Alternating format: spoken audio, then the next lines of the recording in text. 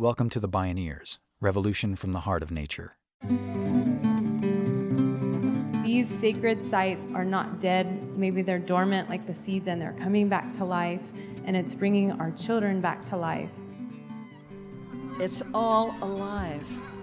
It's all connected. It's all intelligent. It's all relatives.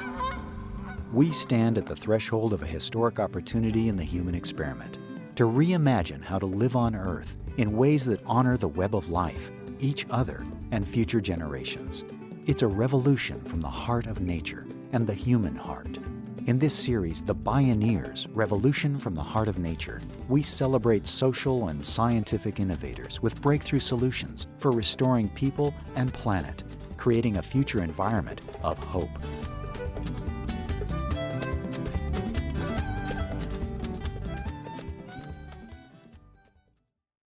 Support for the Bioneers' Revolution from the Heart of Nature is provided in part by Organic Valley Family of Farms, funding also provided by a grant from the Park Foundation and by the generous support of listeners like you.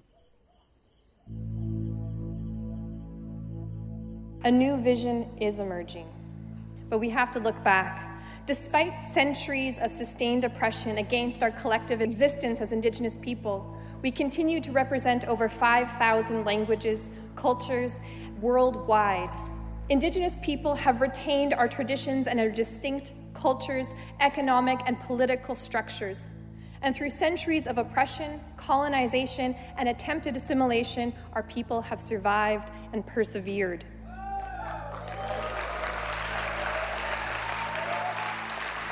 However, we still struggle for the recognition of our humanity and our rights as Indigenous people. As Indigenous rights and climate action leader Eriel Deranger observes, survival is its own testament. Despite centuries of genocide, colonization, and the systematic destruction of their cultures, Indigenous peoples today are experiencing a renaissance. There is a widespread intergenerational cultural renewal, reinvented for 21st century realities. At the same time, there's dramatically rising political action to secure lands, human rights, treaty rights, and the sovereignty that supposedly is theirs in the first place. The stakes could hardly be higher. These ongoing struggles by First Peoples could well decide the fate of the Earth. Native peoples are the guardians of lands that are a key strategic source for the future of energy, both dirty and clean. Indigenous lands hold as much as 80% of the world's remaining biodiversity. And in many places, First Peoples still carry invaluable traditional knowledge the world badly needs today. In this half hour, we visit with three courageous and visionary Indigenous leaders working at the growing edges of this renaissance. This is A Path Home, Restoring Native Lands and Traditional Ecological Knowledge, with Athabascan political activist Eriel Deranger, Amah Mutsun Tribal Chairman Valentin Lopez, and Chemehuevi culture bearer Cara Romero. My name is Neil Harvey. I'll be your host. Welcome to the Bioneers, Revolution from the Heart of Nature.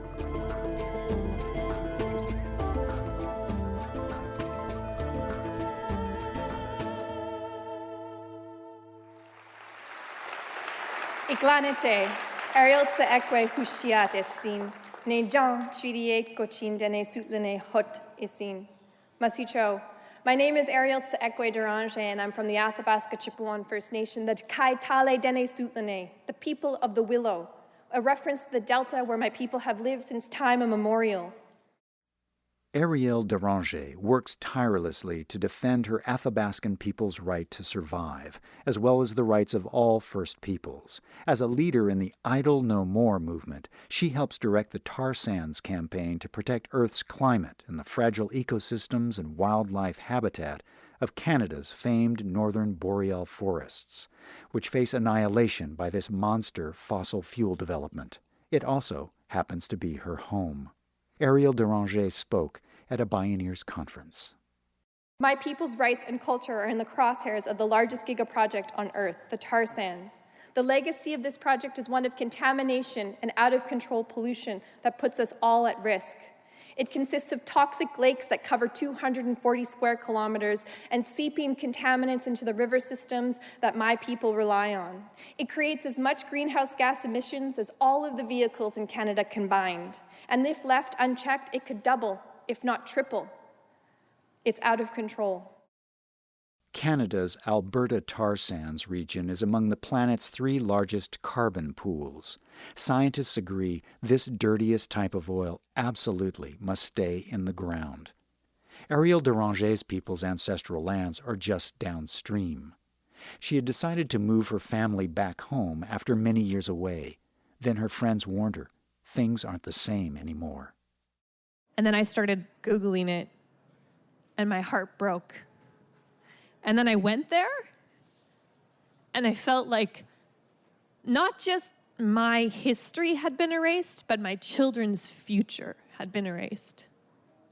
And that's when I was like, it's not going to go all the way through my territory. My children need to know what the sound of birch trees in the wind are like, what the sound of the rivers are like, what the air smells like, what the fish tastes like. And I want my children to be nurtured to understand their identity, and those are the things that drive me forward. And it's not just my kids, it's the kids that live in those communities. In my community of Fort Chipewyan, there was a kid that told his dad, when he put food on the table, he would say, "Is that from the grocery store? Did you hunt that?" And his dad said to him, "Why, son?" And he was 7 years old. And he said, "Because I don't want to eat the wild fish because I don't want to get cancer and die."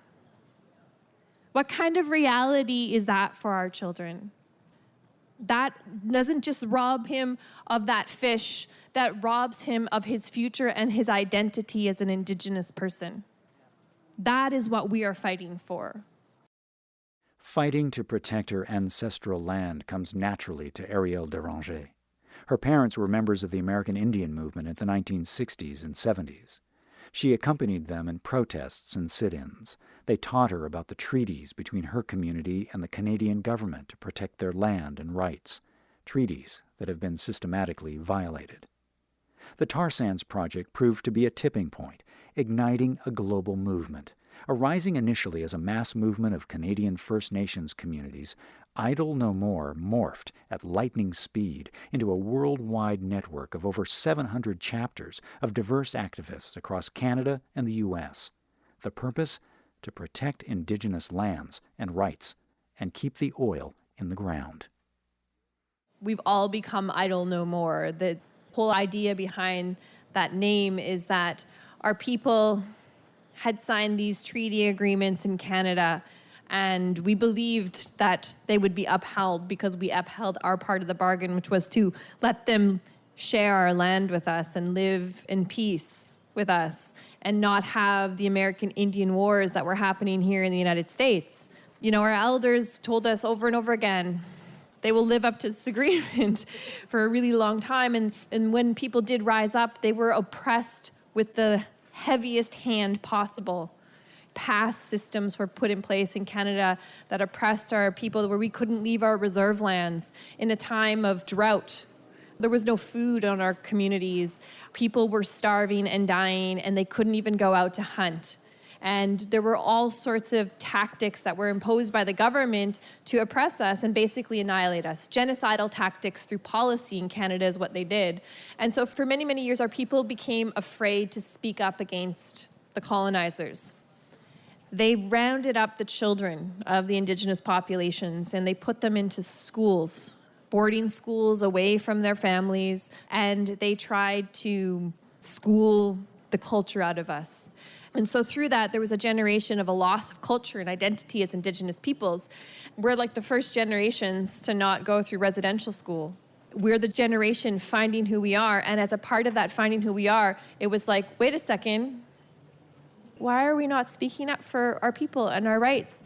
And these treaties that have been violated and breached, it's like, hey, let's not just sit here and hope that something's gonna change. Let's be idle no more. Let's stand up and use our voices and empower our people to be proud of who we are. I remember growing up as a child being ashamed of being a Native person. And I have 2 children. My daughter's a teenager. And I remember going to the big round dance flash mobs in the West Edmonton Mall and being with her and just seeing the pride in all of these young children's faces, to be proud of who they were as Native people, like taking over like one of the largest malls in the world and our drums ringing through the malls, that I knew that my children would grow up to be proud of who they were. As the communications manager for the Athabasca Chipewyan First Nation, Eriel Deranger works with diverse Indigenous and non-Indigenous allies, traveling the world speaking, organizing, and sometimes litigating. In addition to our litigation, we are also doing a community-based monitoring program and a guardian program where we're training people from our community to be like rangers or police of our traditional territory. Our nation has defined what we call a protection zone, where we want no industrial activity or poaching or any kind of development without our permission. And there are nations that are building their own energy sovereignty programs. That movement is sparking across all of North America, and many nations are utilizing the frameworks of our rights as Indigenous peoples and the sovereignty and control that we have over our lands and resources. So that's definitely something that's been happening. It hasn't been easy, though. It seems like it should be a no-brainer on paper, given that it's like written in laws, but states actually enacting or respecting laws historically, as in most cases, hasn't happened unless it's benefited those that are in power. So it's actually about trying to challenge the systems of power, because without challenging those systems of power, laws are meaningless. When we return, Valentin Lopez and Cara Romero show how their tribes are recovering their knowledge, reclaiming their identities, and working with surprising allies. Plus more from Eriel Deranger. This is A Path Home, Restoring Native Lands and Traditional Ecological Knowledge. I'm Neil Harvey. You're listening to the Bioneers, Revolution from the Heart of Nature.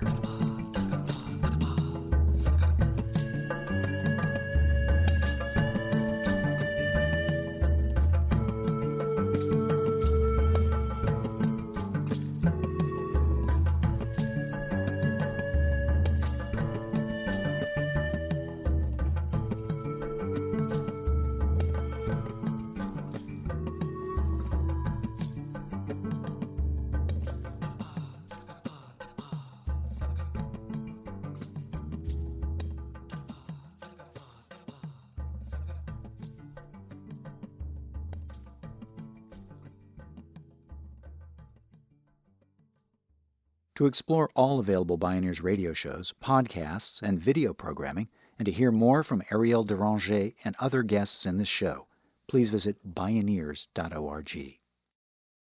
Our tribe is comprised of those descendants of those that were taken to Mission San Juan Bautista near the Gilroy Hollister area and Mission Santa Cruz. Valentin Lopez is chairman of the Amah Mutsun Tribal Band in California. He spoke in the Native-directed Indigenous Forum at a Bioneers conference. Our creation story takes place at Mount Umunum in Santa Cruz. There's a long story about the animals, how they came to us, plus the plants. But whenever the Creator made man, he made man and woman last. But he gave us the ability to think, to problem solve, to figure things out. And he also gave us a responsibility to take care of all living things, the four-legged, the winged, the fin, the plants, etc. And that was our responsibility. And so our ancestors took that responsibility very seriously.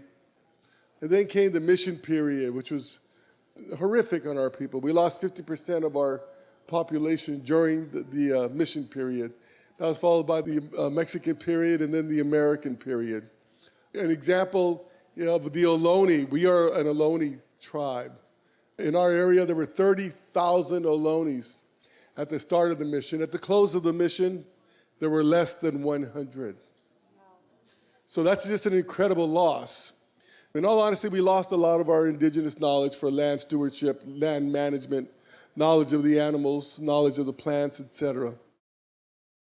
Despite their unimaginable losses, Indigenous peoples are reclaiming their identities and cultures with an eye on future generations. At the heart of everything is the land. To restore this essential relationship, Valentin Lopez and the Ohlone people are forming land trusts and partnerships with non-native allies. In 2006, we were having a council meeting, and the elders came to us and they said,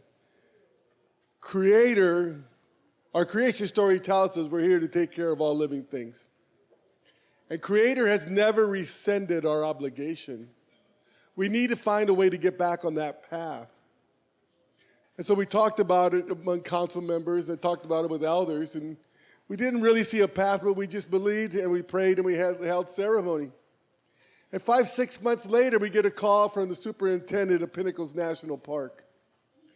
And he had just transferred in out of the park that he had just left from. They had a wonderful relationship with the Native Americans there.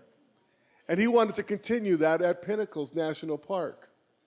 They had huge stands of deer grass and white root sedge, which are very important for basketry material. They had big fields of native seeds like red maize, for example. That's a very important food plant for us. So we started going out there and working. And then our elders and our members started going out there. It wasn't unusual to see on a weekend 75 of our members out there working to try and work with the lands and to relearn our traditions.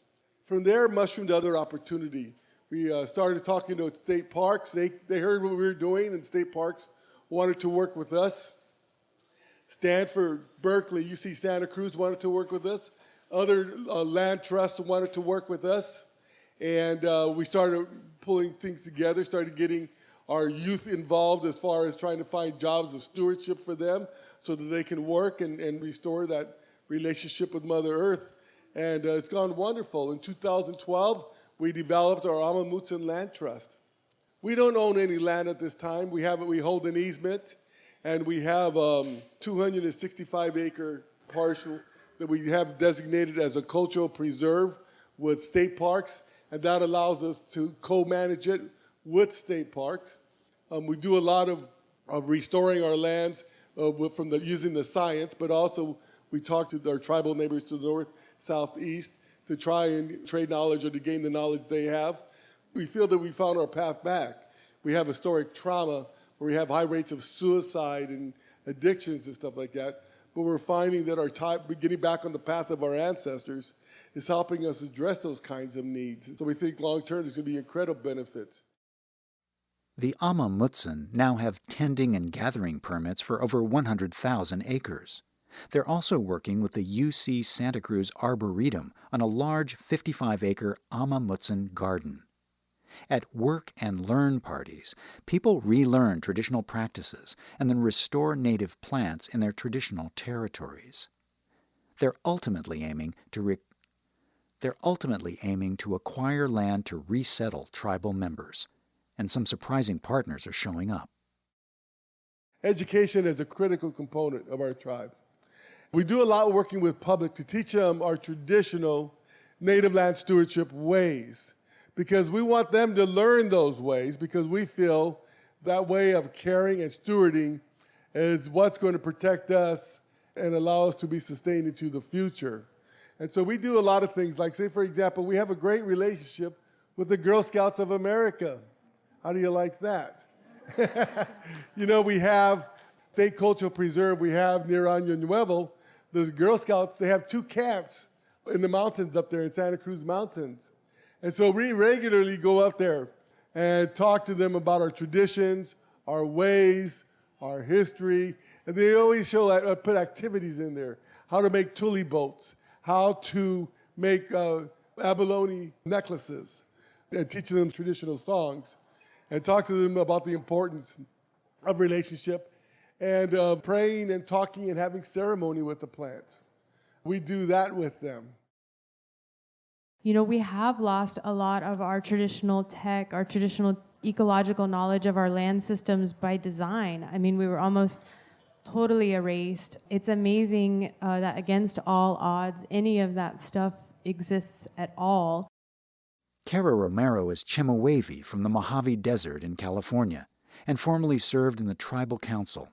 A self-described culture bearer, she's director of the Bioneers Indigenous Knowledge Program and the annual Indigenous Forum. While it's embarrassing, it's also a great virtue to have humility, right? And part of our cultural work was humiliating. Learning from maybe non-natives or learning from our tribes adjacent, knowing that you would hear things like, that's not the way that Chemehuevis do it, you know? But we would borrow from them anyways because ours were gone. And what's so wrong with that? They're really close to us and they're using the same traditional resources, and maybe we have to adapt in order to be resilient. And maybe there's nothing wrong with that. You know, it strengthens our intertribal relations.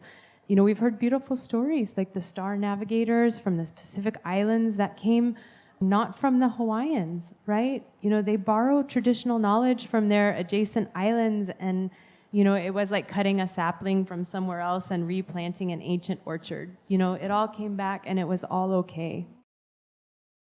Cara Romero says that tribes like hers face many other complex challenges resulting from land loss and the fragmentation of lands and jurisdictions. Most tribes have severely limited resources, yet they're managing small sovereign nations whose traditional territories can range over thousands of miles.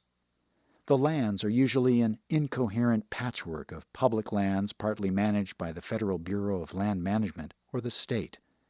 The BLM often requires the land also be made available as recreation areas for the public, which is highly problematic if you're protecting sacred sites, delicate ecosystems, and cultural heritage.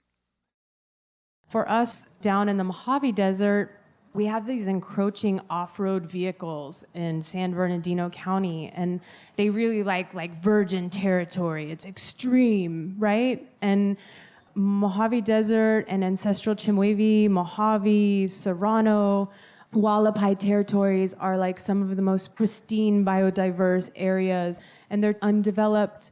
They have everything that we need to exist, and people think that because they don't see a lot of people per capita that nobody lives there. And there's this tiny microderm, topsoil down in the Mojave Desert, and it's how the seeds lay dormant for like 20 years, but when we get a rain in Death Valley, these flowers that have never bloomed, that maybe I've only seen once in my life or twice in my life, they come alive, right? There's so much symbolism there. When these ORVs go over the terrain, it's corrupted forever. This topsoil is like an eggshell on top of this like fine powdery dirt. And so when that topsoil is corrupted, not only is that seed corrupted, then this glass, right, of sand that lacerates the lungs of not only humans, but our desert tortoise and all of our migratory animals are also corrupted through these off-road vehicles. Cara Romero is especially encouraged by one collaboration between her tribe and the Native American Land Conservancy. It's preserving the Old Woman Mountains, 2,500 acres in the Mojave Desert. For her and her people, it's deeply personal. And not only did they manage it, but they came and they meaningfully consulted with our tribe, like the BLM didn't, and they said, hey, you guys are still around. Do you want to come camp out here? Do you guys want to gather out here? And what was once a really painful spot, because we'd go out there and we'd see like all of these ORV tracks and broken bottles where people had been partying with our petroglyphs, with patinaed caves and spring water that was coming up and wild tobacco, places that we hadn't been in a long time. They were like, come back to this place, do a demonstration with the kids. And this is as I was growing up, and you know, as I was becoming a mother to my children, we'd go out to this sacred site, grinding mesquite beans and camping together off the reservation. And it was something that we didn't even do on our own reservation 25 miles away. And maybe it was the magic of the sacred site, right, that was bringing all of these things to life. It wasn't just about the sacred site, but maybe about this community experience that we were having out there. They hired somebody to live there at the sacred site and like get the ORVs out. And they had put up signs designating all of our plants and wildlife. It was empowering us, our tribal identity. We were showing people that our sacred tortoise is out here. And then they fenced part of it off that really needed to be fenced off, that people kept destroying. And so that to me is kind of the beauty of these land trusts and how I have experienced Old Woman Mountains down there in the Mojave Desert very differently from when I was a young girl going out there occasionally to very regularly, annually, seasonally. Our kids are camping out there. All of those things help our kids with historical traumas and addictions and all of these blood memories that have been really painful for the last 100 years that have been passed down. These sacred sites are not dead. Maybe they're dormant like the seeds, and they're coming back to life, and it's bringing our children back to life. Again, Eriel Deranger. We must nurture and support our children to be proud Indigenous people who believe that anything is possible and that we are not bound by the status quo that involves the desecration of our rights, our values, and our cultures, and our indigeneity. We need to nurture our children to be people who will carry on our role as caretakers and stewards of the land and speak for those who cannot speak. Eriel Deranger, Valentin Lopez, and Cara Romero.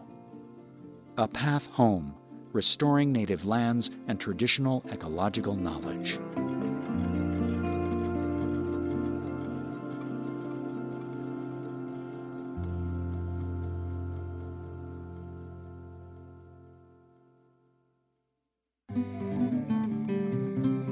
You can see and hear more from Cara Romero and Eriel Deranger and explore more Bioneers radio programs, podcasts, and videos online at Bioneers.org.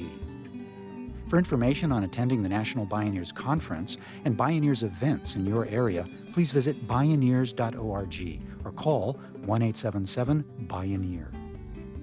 The Bioneers Revolution from the Heart of Nature is a production of Bioneers and Collective Heritage Institute. Executive producer Kenny Osabel. Written by Kenny Osabel. Senior producer and station relations Stephanie Welch. Host and consulting producer Neil Harvey. Program engineer Emily Harris. Production assistants Tina Rubio and Melanie Choi. Our theme music is co-written by the Baka Forest People of Cameroon and Baka Beyond from the album East to West. All royalties from Baka compositions and performances go to the Baka Forest People through the charity Global Music Exchange. Find out more at globalmusicexchange.org. Additional music was made available by Sounds True at soundstrue.com. The opinions expressed in the Bioneers Revolution from the Heart of Nature are those of the presenters and are not necessarily those of Bioneers and Collective Heritage Institute, the underwriters, or this radio station. My name is Neil Harvey. Thank you for listening. I invite you to join the Bioneers in inspiring a shift to live on Earth in ways that honor the web of life, each other, and future generations.